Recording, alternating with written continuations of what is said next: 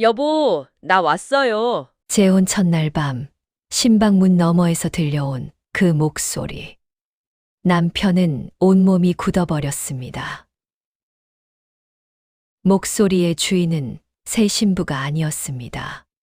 3년 전 이 세상을 떠난 첫 번째 아내였습니다. 그녀는 대체 왜 하필 그날 밤에 나타난 것이었을까요? 야담 놀이가 계속될 수 있도록 구독과 좋아요로 응원해주세요. 자, 그럼 오늘도 감동적인 옛날 이야기 지금 바로 시작합니다. 여러분, 안녕하세요. 오늘 이야기를 시작하기 전에 잠깐 여러분께 한 가지를 여쭤보고 싶습니다. 사랑하는 사람을 떠나보낸 뒤에 그 사람이 정말로 곁에 있다고 느껴본 적 있으신가요? 바람이 살며시 불어와 뺨을 스칠 때, 아무도 건드리지 않은 문이 혼자 삐걱 열릴 때, 아니면 꿈속에서 분명히 꿈이라는 걸 알면서도 너무 생생해서 깨고 나서도 그 온기가 손끝에 남아있던 그런 밤. 그런 경험 한 번쯤은 있으시지요. 살면서 먼저 떠난 사람들이 정말로 우리 곁을 완전히 떠나는 것인지, 아니면 어딘가에서 아직도 우리를 바라보고 있는 것인지, 그건 아무도 확실히 알 수 없습니다. 하지만 오늘 제가 들려드릴 이야기 속 남자는 그 답을 직접 경험했습니다. 경상도 밀양 땅에 살았던 선비 박성원의 이야기입니다. 아내를 잃고 3년을 혼자 살던 남자가 재혼을 결심한 그날 밤부터 겪게 된 일들. 그 일들의 한가운데서 듣게 된 목소리. 그 목소리의 주인이 누구였는지. 가을이었습니다. 밀양마을 어귀에서 가장 오래된 기와집. 그 집에 사는 나, 박성원은 오늘도 아침 일찍 사랑채 창가에 찻잔 하나를 내놓았습니다. 하얀 백자의 작은 매화 한 송이가 그려진 잔. 그건 연화의 잔이었습니다. 아내 이연화가 살아있을 때 아침마다 쓰던 잔이에요. 그녀가 떠난 뒤로 나는 매일 아침 이 잔을 창가에 내놓는 것으로 하루를 시작했습니다. 3년째, 하루도 빠짐없이. 왜 그렇게 했냐고 묻는다면 나도 딱 잘라 대답하지 못했을 겁니다. 그냥 그렇게 하면 연화가 아직 이 집 어딘가에 있는 것 같아서. 아침이 되면 그 잔으로 차를 마시고 창가에 앉아 마당을 내다볼 것 같아서. 그 느낌 하나를 붙잡고 나는 3년을 살아왔습니다. 마을 사람들은 이 집을 두고 비어있는 집 같다고 했어요. 사람이 살고 있는데 비어 있다니. 처음 그 말을 들었을 때는 섭섭했습니다. 하지만 지금은 압니다. 그 말이 틀리지 않았다는 것을. 나는 살고 있는 것이 아니라 어딘가에 멈춰 있었으니까요. 나이 33. 키가 훤칠하고 눈매는 단정했지만 웃을 때도 눈이 따라 웃지 않는다는 소리를 들었습니다. 눈 안에 늘 먹구름 한 조각이 걸려 있다고. 그 먹구름이 언제부터인지는 굳이 설명하지 않아도 아시겠지요. 연화는 28배 세상을 떠났습니다. 봄에 병이 들었고 여름을 넘기지 못했어요. 처음에는 가벼운 몸살인 줄 알았습니다. 며칠 쉬면 나을 것이라 생각했어요. 하지만 의원들이 하나같이 고개를 저었습니다. 연화는 반년을 버텼어요. 버텼다는 말이 맞는 것 같습니다. 그 몸으로 그 고통 속에서 나를 걱정하면서 반년을 버텼으니까요. 마을 사람들은 연화를 두고 마음씨가 하늘 같았다고 했습니다. 누구에게도 모진 말 한 번 한 적 없고 남의 어려움을 그냥 지나치는 법이 없었다고. 그 말이 하나도 틀리지 않았습니다. 연화는 정말 그런 사람이었어요. 3년이 흘렀습니다. 그런데 나는 아직도 여기 있었습니다. 그 자리에서 머슴 개동이가 아침상을 들고 들어오면서 마당을 쓸다가 창가를 올려다보곤 했습니다. 찻잔을 보면서 혼자 중얼거리는 것을 나는 몇 번 들었어요. 영감님이 저 찻잔을 치우는 날이 오면 그날이 영감님이 사시기로 마음먹은 날이겠지. 16살 개동이가 한 말치고는 어른스러운 말이었습니다. 나는 그 말을 들은 척도 하지 않았어요. 하지만 가슴 어딘가가 쿵 내려앉는 것은 어쩔 수 없었습니다. 찻잔을 치우는 날이 올 것인가? 나는 솔직히 그날이 오지 않아도 괜찮다고 생각했습니다. 이렇게 멈춰서 이대로 살다가 언젠가 연화를 따라가면 그만이라고 그런 마음을 한구석에 품고 있었어요. 그런데 그 가을 어느 날 모든 것이 달라지기 시작했습니다. 박 노인이 찾아오셨습니다. 마을에서 제일 어른으로 통하는 분이었어요. 나이가 70이 훨씬 넘었고 흰 수염이 가슴까지 내려왔습니다. 한평생 많은 것을 보고 겪은 분이라 그 눈빛만으로도 사람 마음을 읽는다는 소문이 있었어요. 나는 사랑채에서 어르신을 맞이했습니다. 성원아, 잘 있었느냐? 예, 어르신. 오시는 줄도 몰랐습니다. 갑자기 발길이 이리로 오더구나. 어르신이 자리에 앉아서 창가에 놓인 찻잔을 바라봤습니다. 말없이 한동안 그것을 들여다보셨어요. 나는 그 시선이 무얼 말하는지 알았지만 아무 말도 하지 않았습니다. 한참 만에 어르신이 천천히 입을 여셨어요. 연화가 가고 3년이 됐구나. 예. 자네 아직도 매일 저 찻잔을 내놓는가? 그렇습니다. 어르신이 길게 한숨을 내쉬셨습니다. 꾸짖는 한숨이 아니었어요. 안타까운 것을 바라보는 사람의 한숨이었습니다. 성원아. 예, 어르신. 죽은 이를 그리워하는 것은 사람의 마음이니 어쩔 수 없지. 하지만 죽은 이를 붙잡고 사는 것과 산 이를 죽은 이처럼 대하는 것은 옳지 않다네. 그게 무슨 말씀이십니까? 나는 물었지만 사실 알고 있었습니다.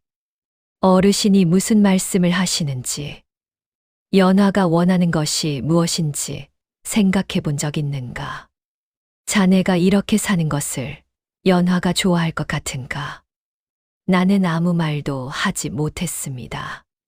그 질문 앞에서 입이 막혔어요. 좋아할 리가 없다는 것을 알았으니까요. 연화는 항상 내가 잘 살기를 바라던 사람이었으니까요. 사람은 살면서 무언가를 놓아야 할 때가 있어.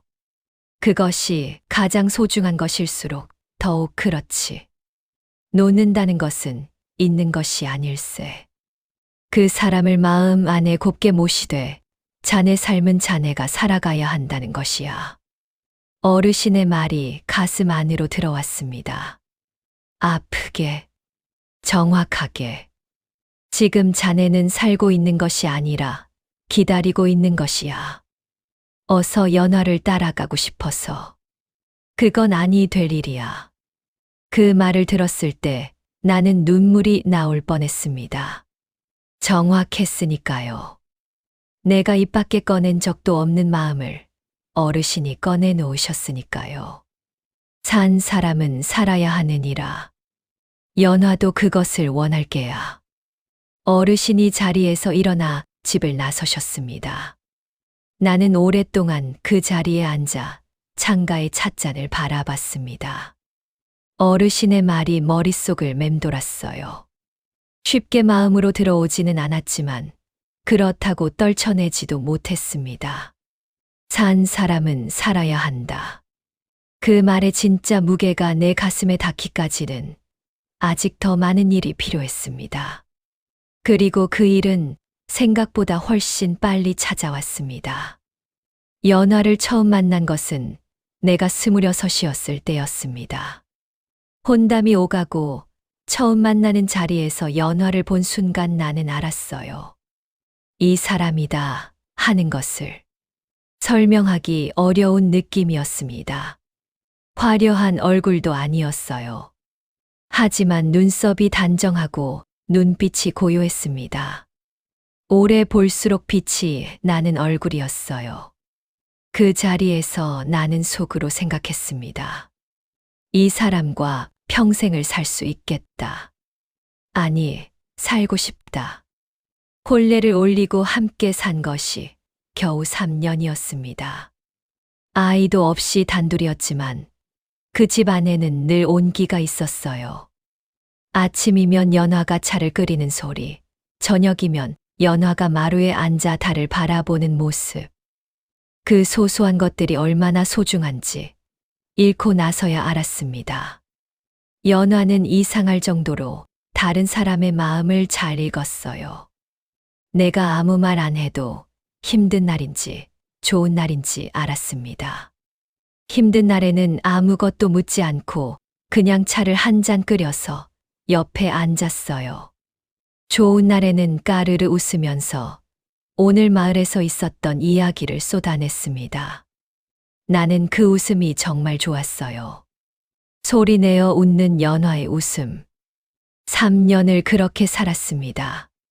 그런데 봄이 왔을 때 연화가 몸살을 앓기 시작했어요. 처음에는 가벼운 줄 알았습니다. 며칠 쉬면 일어날 것이라 생각했어요.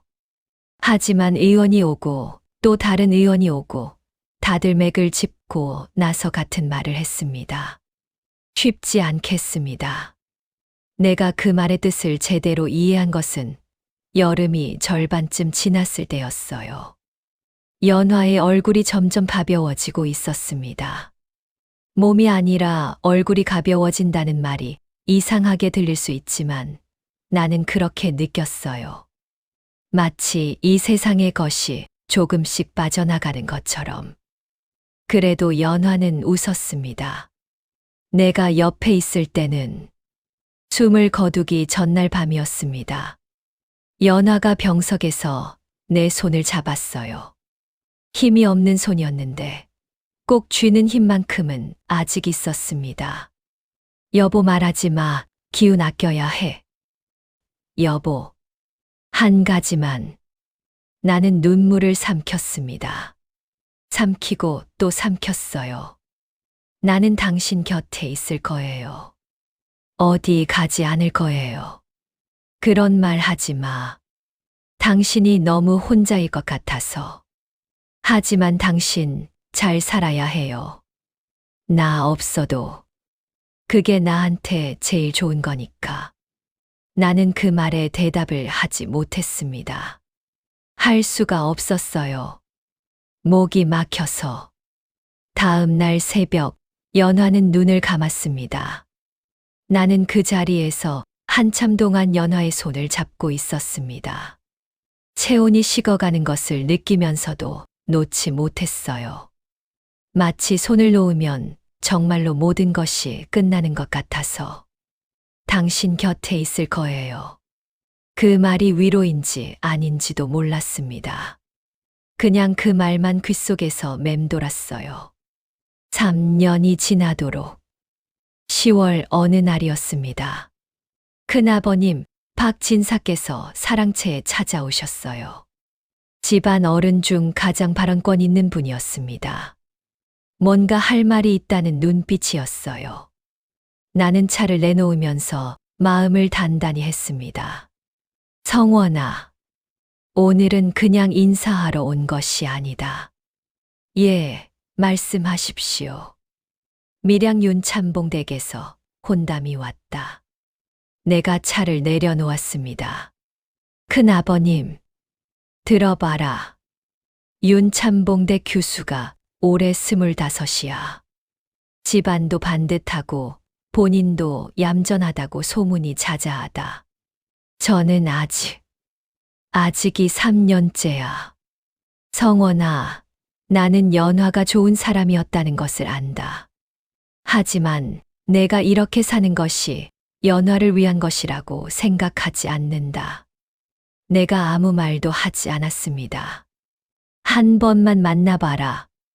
만나보고 아니다 싶으면 그때 거절해도 늦지 않아. 나는 창가를 바라봤습니다. 찻잔이 놓인 창가. 그 순간이었어요. 바람이 불었습니다. 창문이 흔들리고 찻잔이 살짝 떨렸어요. 아주 작은 소리였습니다.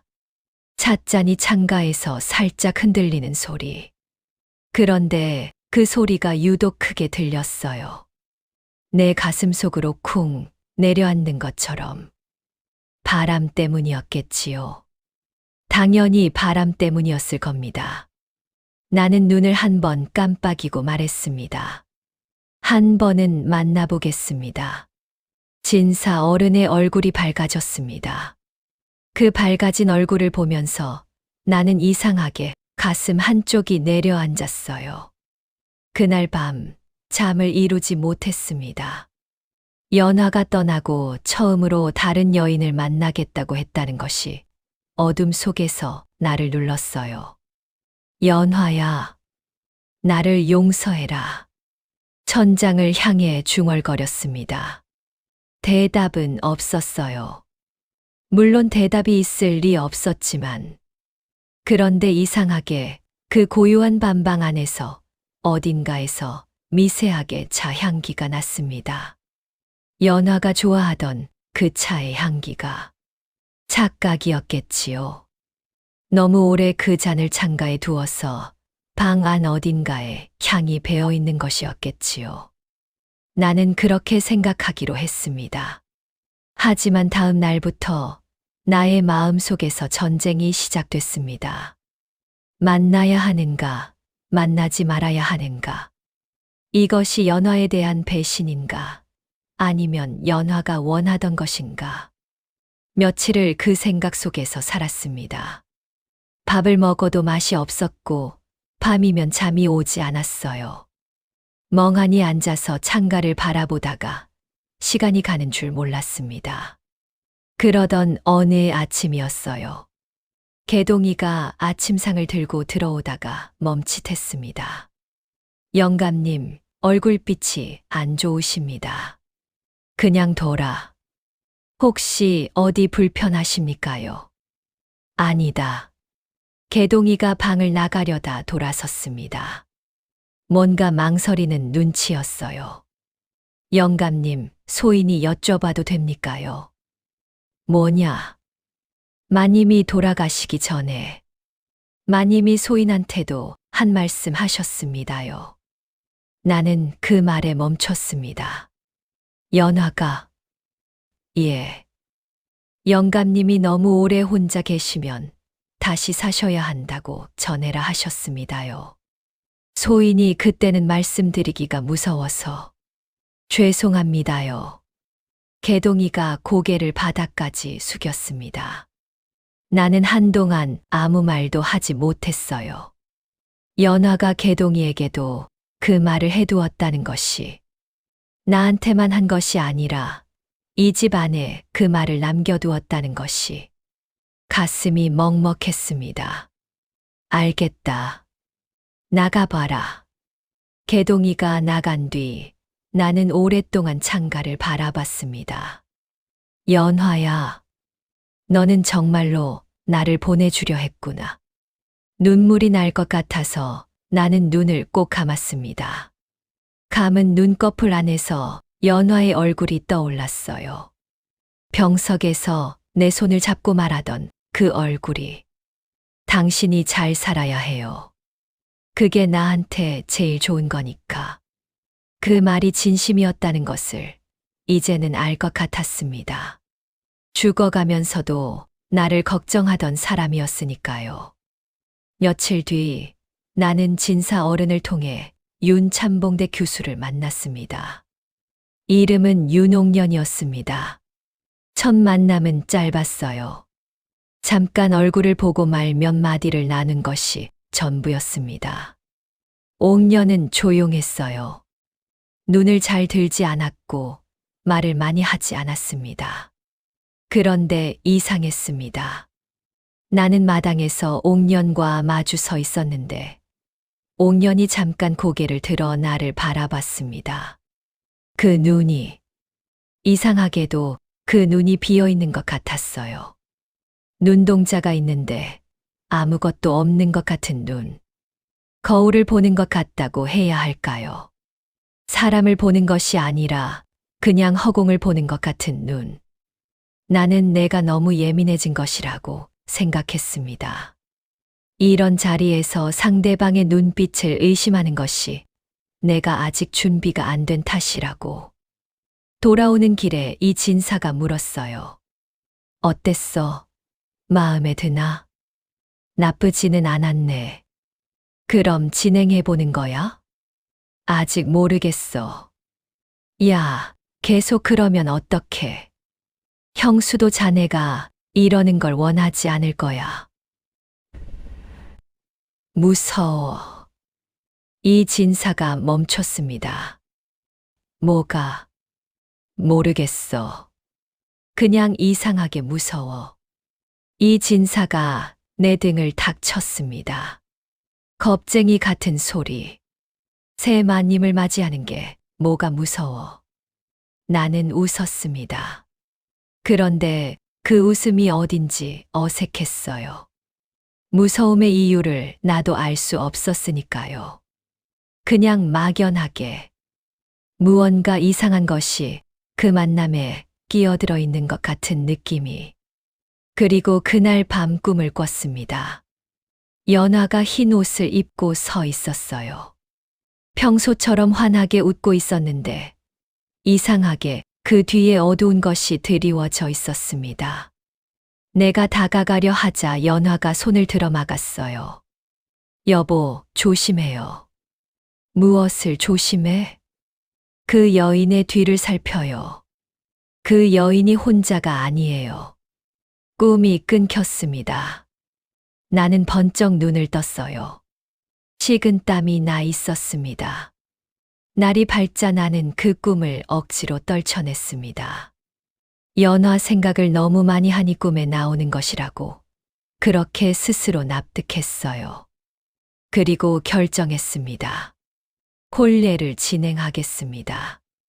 혼례 날짜가 잡혔습니다. 다음 달 보름날이었습니다. 나는 사랑채에 서서 오랫동안 창가를 바라봤습니다. 찻잔이 놓인 창가. 3년 동안 그 자리에 있었습니다. 나는 천천히 손을 뻗었습니다. 찻잔을 집었어요. 두 손으로 받쳐 들고 눈을 감았습니다. 연화의 얼굴이 떠올랐어요. 웃는 얼굴. 차를 끓이던 얼굴. 병석에서 내 손을 잡던 얼굴. 연화야. 나는 이제 살아볼 거야. 너한테 부끄럽지 않게. 그래도 되겠어. 바람이 살며시 불어왔습니다. 나는 그 바람이 연화의 대답인 것 같았어요. 그렇게 믿고 싶었습니다. 그렇게 믿어야 발을 뗄 수 있었으니까요.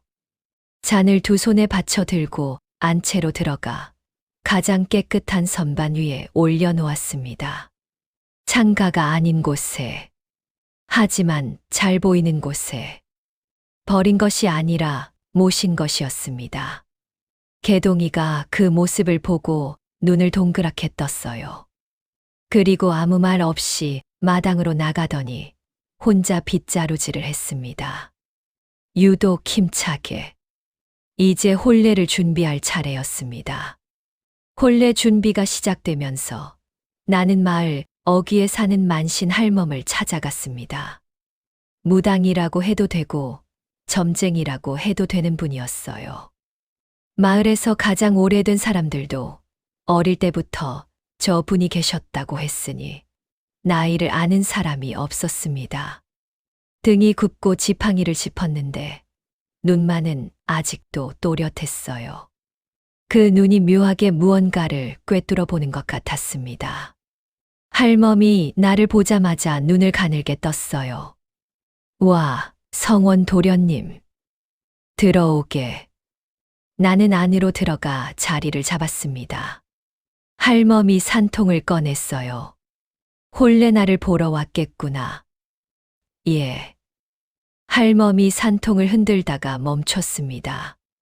눈썹이 살짝 찌푸려졌어요. 아주 잠깐이었는데 나는 그것을 놓치지 않았습니다. 날짜는 나쁘지 않아. 그런데 할멈이 나를 바라봤습니다. 혼례 전에 내가 한 가지 부탁이 있네. 혼례를 올리기 사흘 전 이 향을 피워라. 할멈이 작은 주머니를 내밀었어요. 받아들고 열어보니 풀냄새와 나무 냄새가 뒤섞인 향이었습니다. 이게 무슨 향입니까요? 집을 맑게 해주는 것이야. 오래 비어있던 집이니 들어올 새 사람을 위해 기운을 깨끗이 해두는 것이 좋아. 예, 알겠습니다. 내가 자리를 털고 일어서려는데 할멈이 내 손을 잡았습니다. 노인의 손인데 생각보다 강한 힘이었어요. 성원아. 예. 할멈의 눈이 진지해졌습니다. 방금 전과는 다른 눈이었어요. 무언가를 말해야 하는데 다 말하지 못하는 사람의 눈 같았습니다. 혼례 날 밤. 이상한 일이 있으면 피하지 말거라. 맞서야 할 것이 있을 때는 피하지 않는 것이 사람이야. 알겠느냐? 무슨 말씀인지 지금은 모를 거야. 그때 가면 알게 되지. 자, 가보게. 나는 뒷목이 서늘한 기분으로 할멈 집을 나섰습니다. 그냥 노인이 하는 덕담 같은 것이겠지. 나는 그렇게 생각했습니다. 하지만 그것이 덕담이 아니라는 것을 나는 며칠 뒤 알게 됩니다. 혼례 준비가 한창이었습니다. 개동이가 마당을 쓸고 집 안 구석구석을 닦고 장에 나가 새 물건들을 사왔어요. 아침부터 저녁까지 쉬지 않고 부지런히 움직이는 개동이를 보면서 나는 이 아이가 그 어떤 어른보다 이 집을 사랑한다는 것을 느꼈습니다. 영감님, 오늘 정말 좋아 보이십니다요. 그렇지? 예, 마님도 저기서 기뻐하고 계실 거예요. 개동이가 위를 가리켰습니다. 하늘 어딘가를. 나는 잠깐 창가를 바라봤어요. 빈 창가, 이제 찻잔이 없는 창가.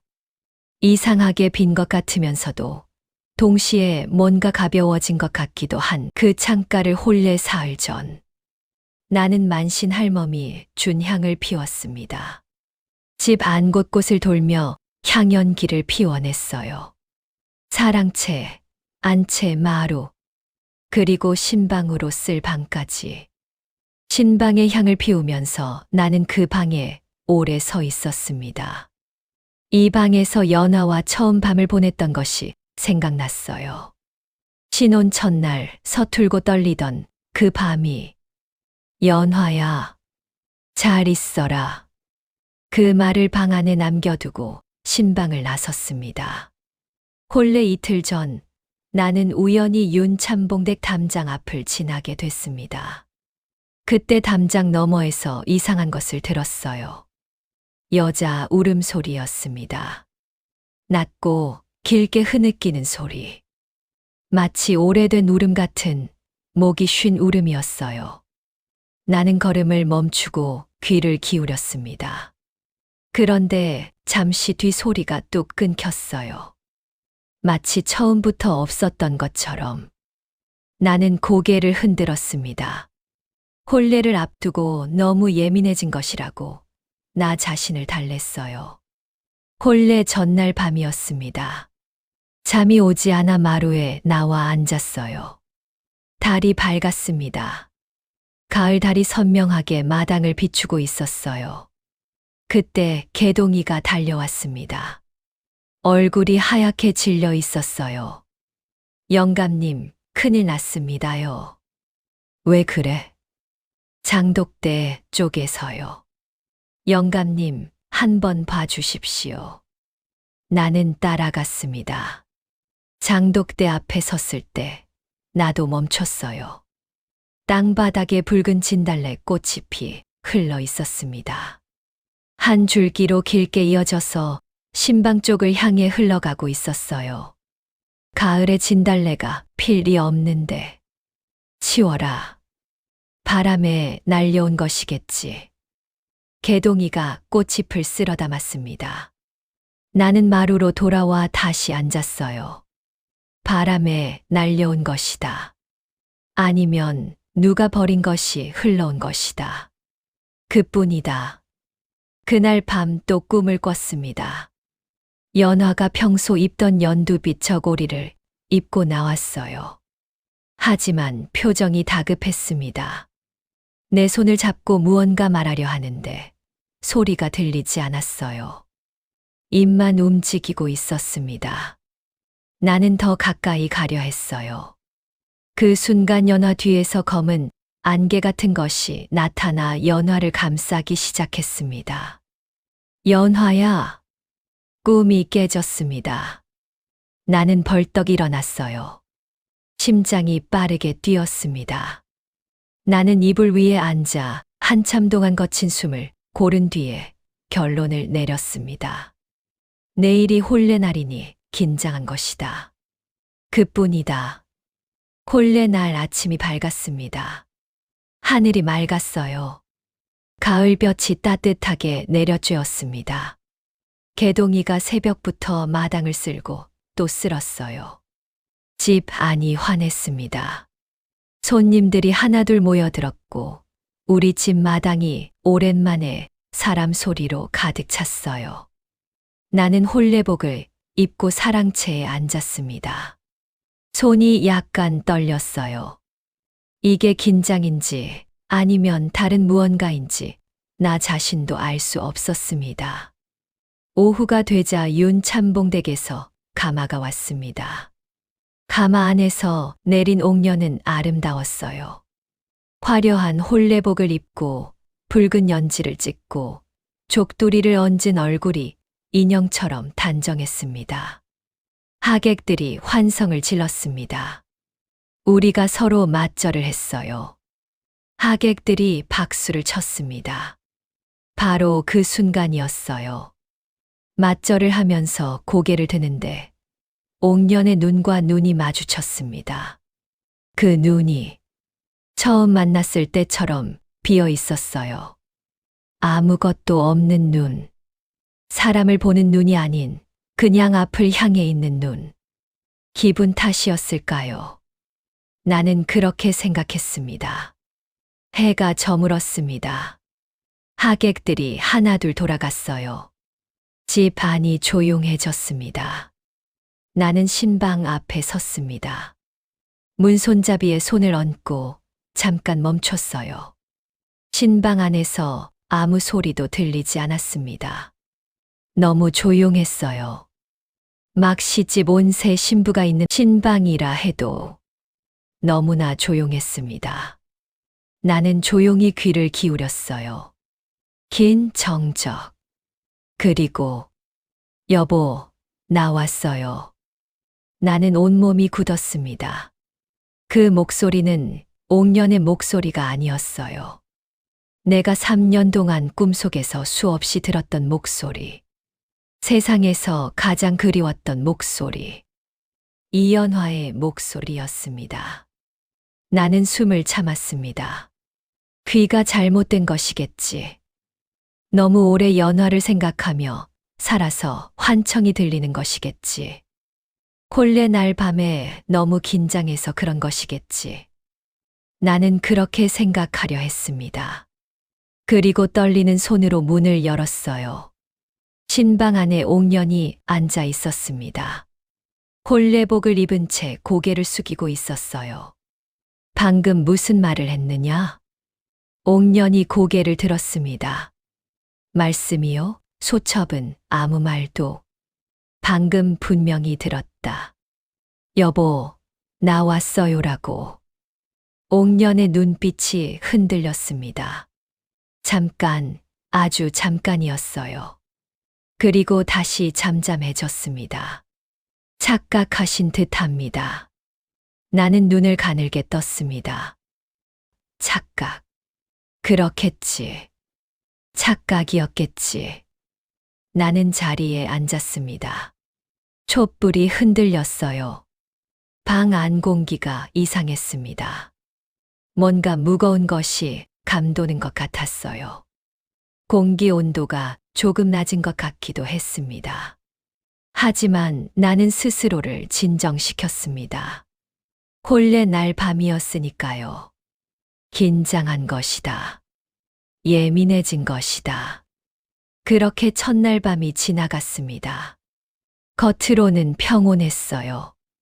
그것이 가짜 평온이었다는 것을 나는 그때 몰랐습니다. 진짜 이야기는 그 다음 날부터였으니까요. 옥년이 집에 들어온 뒤로 나는 매일 조금씩 무언가가 이상하다는 것을 느꼈습니다. 가장 먼저 이상한 것은 옥년의 눈빛이었어요.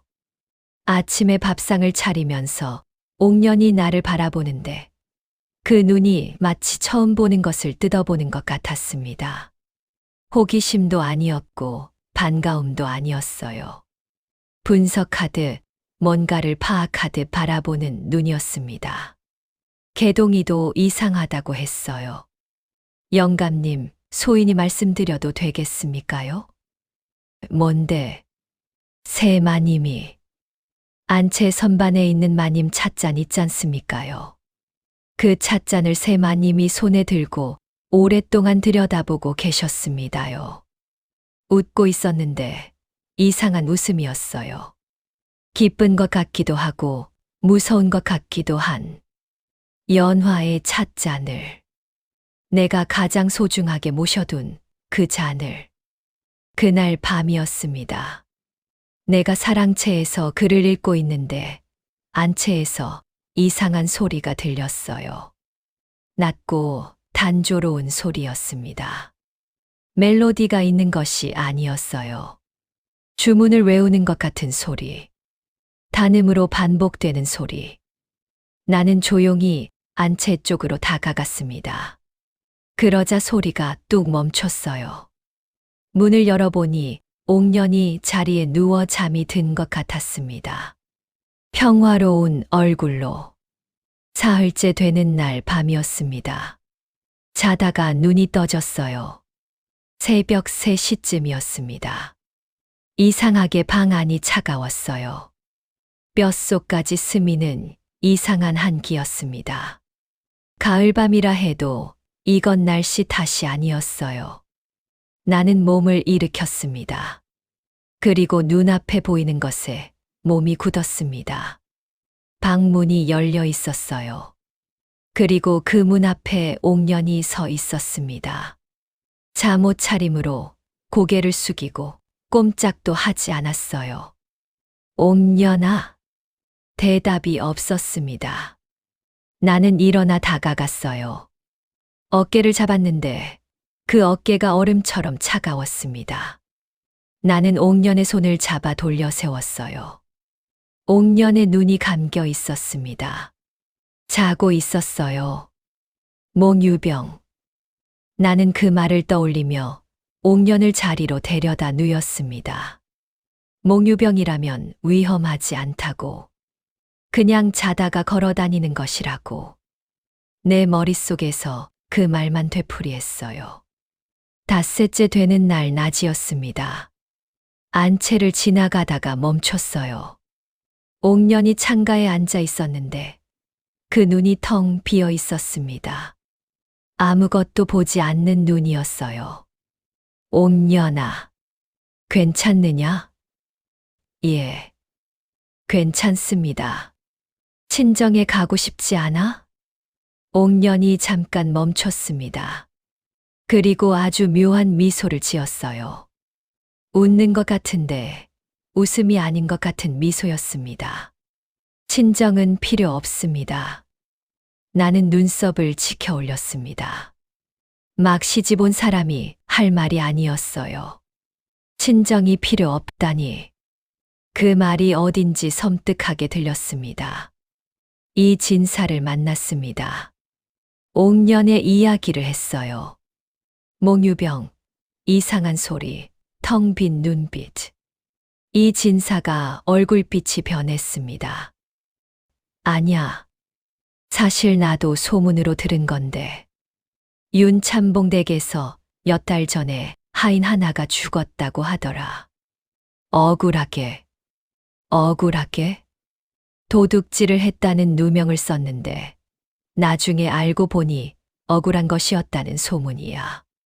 그 하인이 옥년 씨 방 근처에서 죽었다고 하는데 나는 그 말을 들으면서 가슴 안에서 무언가가 불길하게 타오르기 시작하는 것을 느꼈습니다.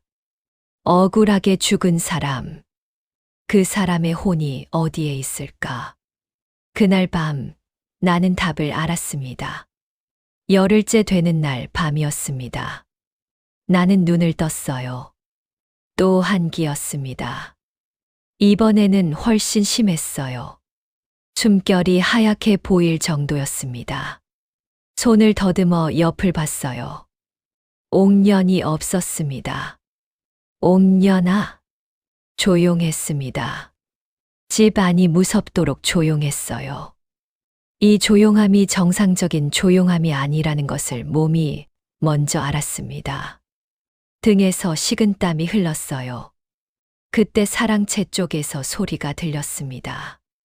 손톱으로 벽을 긁는 소리. 낮고 천천히 반복적으로. 나는 사랑채로 달려갔습니다. 문을 열었을 때 나는 입을 틀어 막았습니다. 옥년이 사랑채 벽 앞에 서 있었어요. 손톱으로 벽을 긁고 있었습니다. 눈을 뜬 채로.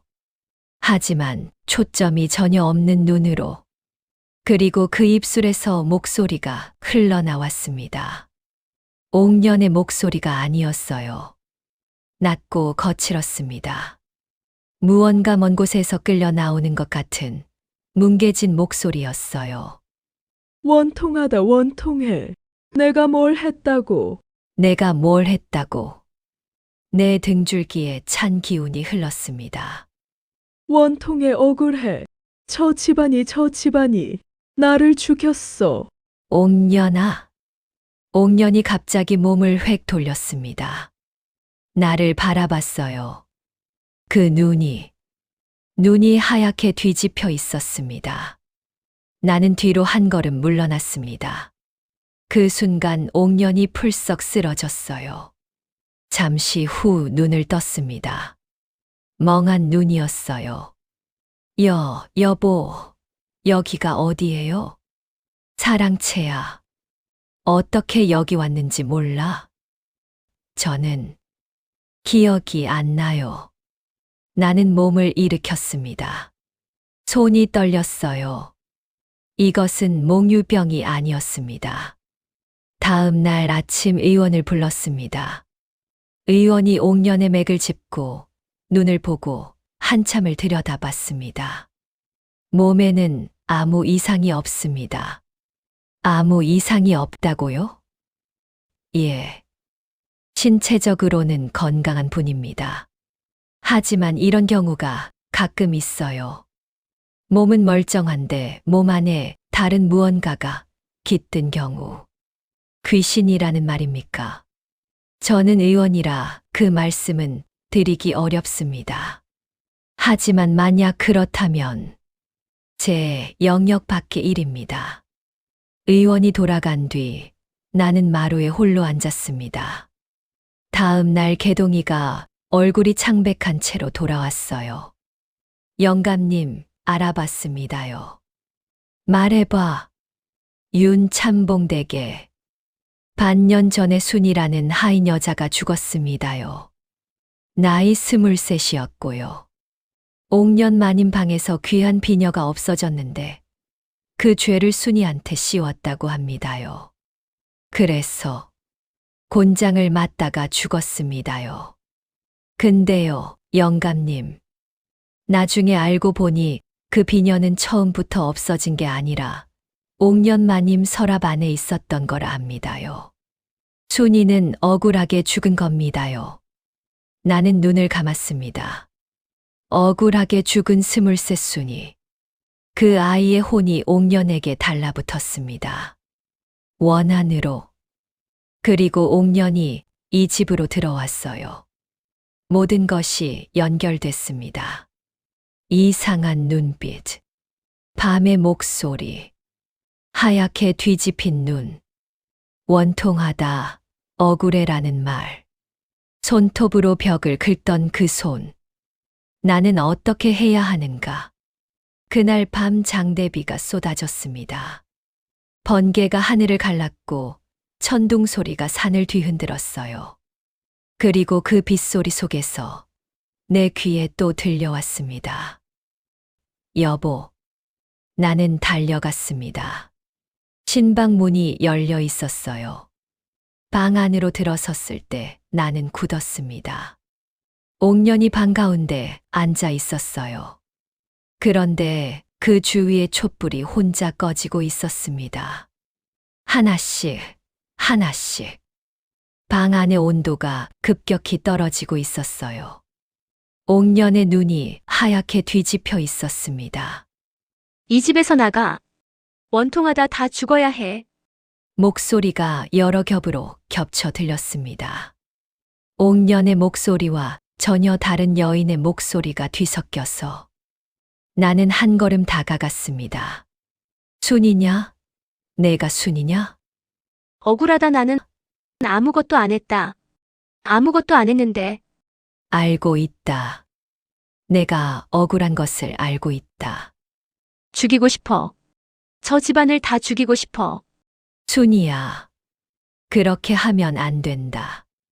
그 순간 옥년의 몸이 앞으로 쏠렸습니다. 나를 향해 손을 뻗었어요. 촛불이 모두 꺼졌습니다. 완전한 어둠이었어요. 이것이 끝인가? 어둠 속에서 나는 혼자였습니다. 나는 어둠 속에서 일어났습니다. 옥년은 쓰러진 채 바닥에 있었어요. 숨은 쉬고 있었습니다. 나는 옥년을 들어 마루에 눕혔어요. 그리고 마당으로 나왔습니다. 빗속에 홀로 서서 하늘을 올려다봤어요. 무력했습니다. 완전히 무력했어요. 귀신을 어떻게 다루는지 나는 알지 못했습니다. 옥년은 어떻게 되는가? 억울한 순이의 원한은 어떻게 푸는가? 나는 아무것도 몰랐어요. 빗물이 얼굴을 타고 흘렀습니다. 나는 마당 한가운데서 주저앉았어요. 그때였습니다. 어디선가 익숙한 냄새가 났어요. 차 향기였습니다. 연화가 좋아하던 그 차의 향기. 빗속에서 어디서 난리 없는 그 냄새가. 나는 눈을 들었습니다. 눈앞이 흐릿해졌어요. 빗속에 무언가가 보이기 시작했습니다. 형체는 없었어요. 그냥 빛이었습니다. 작고 따뜻한 빛. 비가 내리는데도 흔들리지 않는 빛. 연화야? 정적이었어요. 나는 어떻게 해야 해? 모르겠어. 아무것도 모르겠어. 빛이 흔들렸습니다. 그 순간 내 마음 속에서 어딘가에서 낡은 기억이 올라왔어요. 연화가 손을 잡고 말했습니다. 병석에서 마지막 무렵에 여보, 세상에는 풀어야 할 매듭이 있어요. 풀기 싫어도 풀어야 하는 매듭이 외면하면 더 단단하게 조여드는 것이거든요. 그때는 그냥 임종 앞에서 하는 말로 들었습니다. 하지만 지금 그 말이 다르게 들렸어요. 풀어야 할 매듭. 순이의 원한. 그것이 풀리지 않는 한 이 집은 안전하지 않았습니다. 나는 천천히 일어났어요. 맞서야 했습니다. 그리고 내 머릿속에 만신 할멈의 말이 떠올랐어요. 이상한 일이 있으면 피하지 말거라. 맞서야 할 것이 있을 때는 피하지 않는 것이 사람이야. 연화야. 나를 도와줘. 빛이 따뜻하게 빛났습니다. 그것으로 충분했어요. 나는 달리기 시작했습니다. 비를 맞은 채로 달렸습니다. 마을 어귀, 만신 할멈 집이었어요. 새벽 빗속에 달려온 나를 본 할멈은 놀라지 않았습니다. 마치 기다리고 있었던 것처럼 문을 열었어요. 들어오게. 할머니, 알고 계셨습니까? 옥년에게 귀신이 붙은 것을. 할멈이 아무 말도 하지 않았습니다. 그 침묵이 대답이었어요. 왜 말씀하지 않으셨습니까? 자네가 알아야 할 것이 있었네. 스스로 알아내야만 했어. 내가 말해줬으면 자네가 그것을 마음으로 받아들이지 못했을 거야. 순이가 원하는 것이 무엇입니까? 할멈이 나를 바라봤습니다. 자네 생각은? 나는 잠깐 생각했습니다. 억울함을 알아주는 것. 그리고 자기가 억울하게 죽었다는 것이 세상에 밝혀지는 것. 할멈이 천천히 고개를 끄덕였습니다. 그것이 맞네. 순이는 복수가 목적이 아니야. 자기가 억울했다는 것을 세상이 알아주기를 원하는 것이지. 하지만 지금까지 아무도 순이의 말을 들어주지 않았어. 그러니 더 무서워진 것이야. 그렇다면 어떻게 해야 합니까? 자네가 순이 앞에 서서 순이의 억울함을 인정해줘야 해. 그리고 그것을 세상에 알리겠다고 약속해야 하네. 그것이 전부입니까? 할멈이 내 눈을 똑바로 바라봤습니다. 그것이 전부야. 하지만 그 전에 한 가지가 더 있어. 순이를 붙잡아 줄 사람이 필요해. 오늘 밤 굿을 할 때 순이가 다시 폭주하면 막아줄 사람. 그 역할을 해줄 수 있는 사람이 있네. 누굽니까? 할멈이 천천히 말했습니다. 연화야. 나는 숨을 멈췄습니다. 연화가 자네 곁에 있어. 3년 동안 곁에 있었어. 지난번에 자네가 신방에 들어갔을 때 순이가 물러선 것, 연화가 막은 것이야. 마지막까지 지키려 하고 있어. 연화가. 내 눈에서 눈물이 흘렀습니다. 빗물 때문만은 아니었어요. 3년 동안 곁에 있었다. 찻잔을 창가에 내놓으면 그 옆에 있었다. 마루에서 달을 보면서 혼자 중얼거릴 때 들었다. 꿈속에서 나타나 내 손을 잡았다. 오늘 밤 빗속에서 차 향기로 나타났다. 당신 곁에 있을 거예요. 그 약속을 연화는 정말로 지키고 있었습니다. 자, 이제 가야 해. 오늘 밤 굿을 해야 하네. 비가 그쳤습니다. 만신 할멈과 함께 집으로 돌아왔을 때 하늘이 맑게 개기 시작했어요. 별이 보이기 시작했습니다. 옥녀는 마루에 누워 있었습니다. 얼굴은 창백했지만 숨을 쉬고 있었어요. 영감님, 어서 오십시오. 마님이 아까부터 이상하십니다요. 개동이가 달려왔습니다. 알고 있다. 들어가 있어. 만신 할멈이 마루에 올라서더니 조용히 주위를 돌아봤습니다. 잠깐 눈을 감았어요. 아직 여기 있구나, 연화도. 그리고 할멈이 잠깐 멈췄습니다. 연화가 순이를 붙잡고 있어. 힘들게. 하지만 자네를 위해 버티고 있는 것이야. 빨리 해야 해. 굿이 시작됐습니다. 작은 굿이었어요. 큰 소리도 화려한 것도 없었습니다. 할멈이 낮은 목소리로 무언가를 읊기 시작했어요.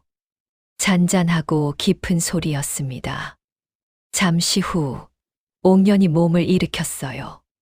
천천히, 인형처럼.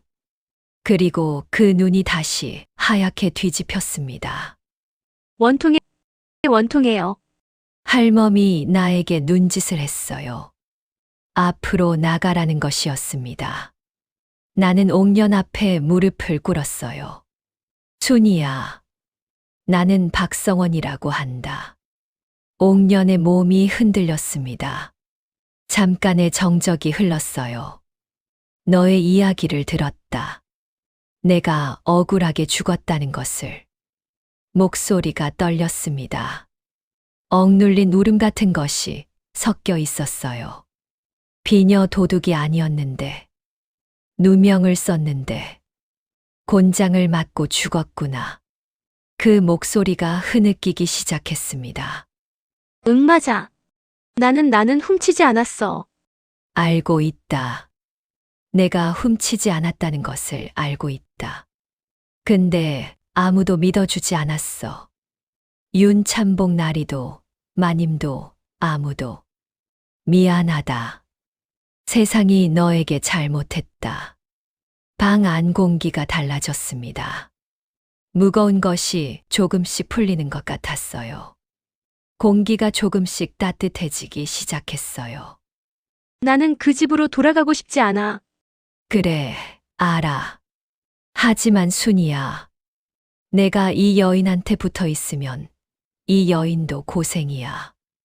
이 여인은 내가 억울하게 죽은 것과 관련이 없어. 나는 어디로 가야 해? 가야 할 곳이 있어. 내가 억울하게 받은 것들을 다 내려놓고 갈 수 있는 곳이.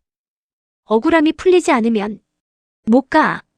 나는 고개를 끄덕였습니다. 약속한다. 내가 윤참봉댁에 가서 내 억울함을 밝히겠다. 내가 억울하게 죽었다는 것을 알리겠다.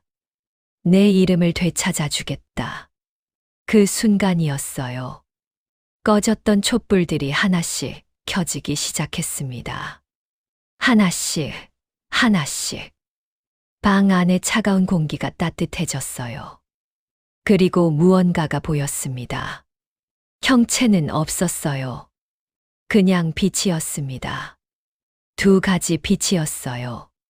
하나는 따뜻하고 포근한 빛이었고, 또 하나는 조금 떨리는 빛이었습니다. 나는 알았습니다. 따뜻한 빛이 연화였습니다. 그리고 떨리는 빛이 순이었어요. 연화의 빛이 순이의 빛을 감쌌습니다. 마치 손을 잡아주듯이.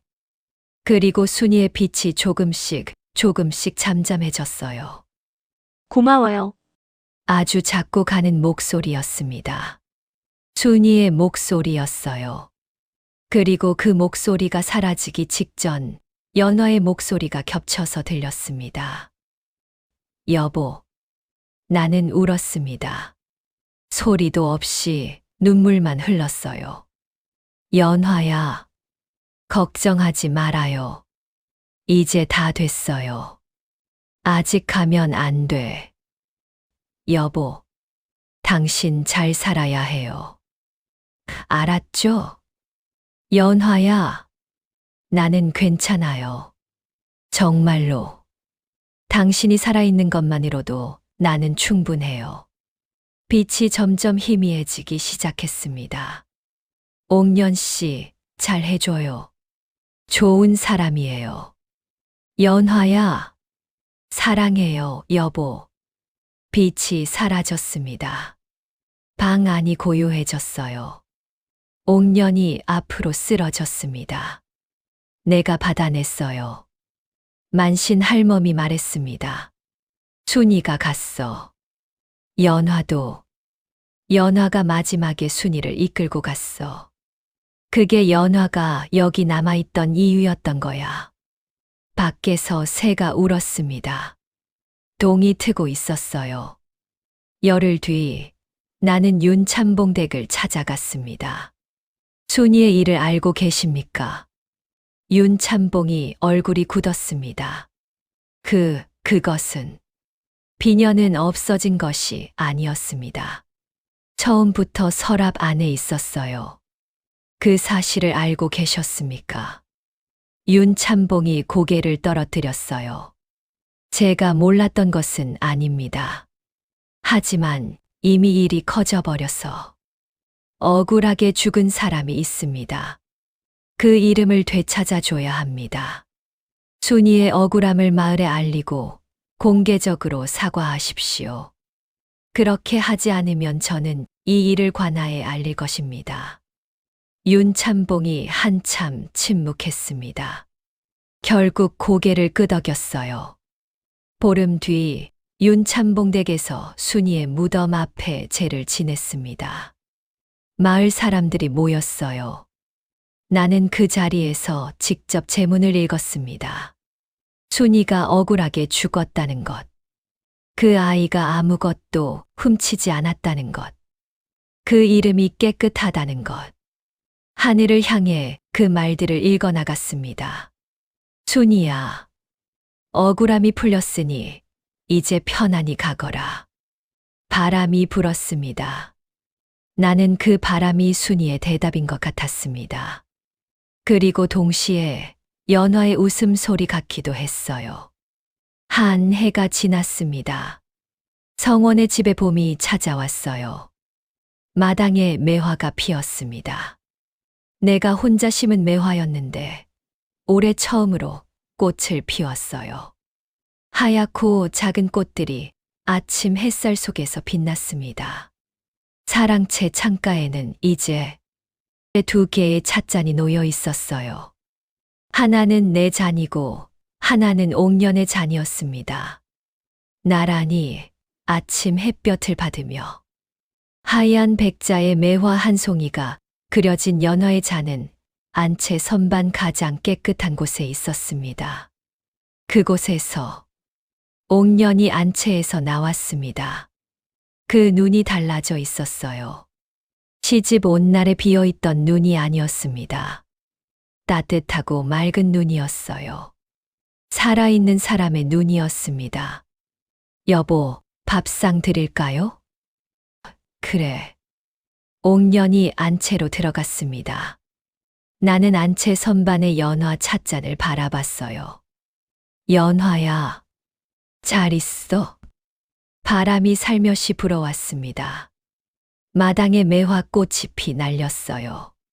하얗고 작은 꽃잎들이 내 손 위에 내려앉았습니다. 나는 손바닥을 오므렸어요. 고마워. 영감님, 뭐라고 하셨습니까요? 개동이가 마당에서 올려다봤어요. 아무것도 아니야. 얼른 밥상 도와. 예. 개동이가 부엌으로 뛰어들어갔습니다. 나는 천천히 마루로 들어오며 웃었어요. 눈까지 웃는 웃음이었습니다. 3년 동안, 3년 넘게 닫혀있던 그 웃음이 연화를 처음 만나던 날, 연화가 그 웃음을 좋아했습니다. 봄볕이 마당을 가득 채우고 있었어요. 여러분, 긴 이야기 잘 들어주셨습니까? 오늘 이야기에는 귀신이 나왔습니다. 하지만 그 귀신이 과연 무서운 존재였을까요? 나는 이 이야기를 다 들려드리고 나서 여러분께 꼭 한 가지를 말씀드리고 싶었어요. 순이는 악한 마음으로 사람을 해치러 온 것이 아니었습니다. 억울하게 죽은 23 아이가 자기 이름 하나를 되찾고 싶었던 것이었어요. 나는 아무것도 안 했는데 아무도 믿어주지 않았다는 그 말. 그 말이 원한이 된 것이었습니다. 들어주는 사람이 있었다면, 한 사람이라도 그 아이의 억울함을 알아줬다면, 그 원한이 이렇게까지 자라지는 않았을 거예요. 세상에는 아직도 자기 이름을 되찾지 못한 사람들이 있을지 모릅니다. 살아있는 사람 중에도 억울한 채로 아무도 들어주지 않아서 조용히 무거운 것을 안고 살아가는 사람들이 그 사람의 말에 귀 기울이는 것. 그것이 살아있는 우리가 할 수 있는 가장 큰 일인지도 모르겠습니다. 그리고 연화. 숨을 거두며 당신 곁에 있겠다고 했던 그 약속을 연화는 끝까지 지켰습니다. 3년 동안 남편 곁에 머물렀어요. 남편이 위험에 처했을 때 막아주고 억울한 홀령을 이끌어 함께 길을 떠났습니다. 남편을 사랑했기에 남편 곁에 머물렀지만 남편이 잘 살기를 원했기에 결국 떠났습니다. 놓아준다는 것이 무엇인지 오늘 연화가 가르쳐 준 것 같습니다. 우리가 사랑하는 사람을 진심으로 보내준다는 것은 그 사람을 잊는 것이 아닙니다. 마음 안에 곱게 모시고 그 마음으로 앞을 향해 나아가는 것이지요. 원한을 심으면 두려움을 거두고 사랑을 심으면 평안을 거두는 법입니다. 혹시 오늘 이야기를 들으시면서 먼저 떠나보낸 사람이 생각나신 분이 계십니까? 그 분은 분명히 지금도 어딘가에서 여러분을 바라보고 있을 거예요. 잘 살기를 바라면서, 웃기를 바라면서, 오늘 하루 그 사람을 위해서라도 한 번 눈까지 웃는 웃음을 지어보세요. 오늘도 야담놀이와 함께 해주셨어. 진심으로 감사합니다. 따뜻한 하루 보내세요. 다음 영상을 빠르게 만나보시려면 좋아요와 구독을 눌러주세요. 본 영상에 공감하고 위로받으셨다면 제 행복입니다. 혹 간직하고 있는 사연이나 의견 주시면 성심성의껏 답변 드리겠습니다. 본 사연은 AI 기술을 활용한 순수 창작물입니다. 그럼 모두 행복한 하루 보내세요. 감사합니다.